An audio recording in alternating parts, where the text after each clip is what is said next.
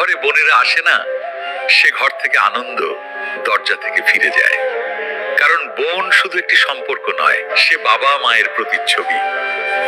বোন হচ্ছে ভাইয়ের হৃদয়ের আলো এবং পুরো ঘরের রশ্মি। যখন সে বাপের বাড়ি আসে, মনে হয় যেন শূন্য উঠোন আবার হেসে উঠেছে।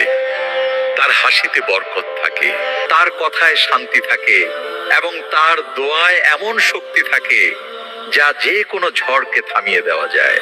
কিন্তু অনেক সময় আমরা সেই বোনকে সেই ভালোবাসা, সেই সম্মান দিতে পারি না যার সে যোগ্য।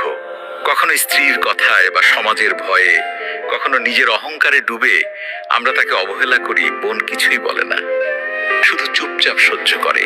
কিন্তু যখন বোনের হৃদয় ভাঙে, তখন তার নীরবতা সেই ঘরের দেয়ালে ধাক্কা খায় এবং ধীরে ধীরে সেই ঘরও শূন্য হয়ে যায়।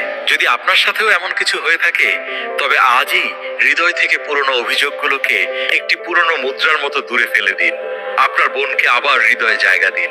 তারপর দেখবেন ৩-৪ মাসের মধ্যে আপনার ঘর আবার হেসে উঠবে, সমস্ত আনন্দ ফিরে আসবে এবং আপনার হৃদয়ও শান্তি পাবে।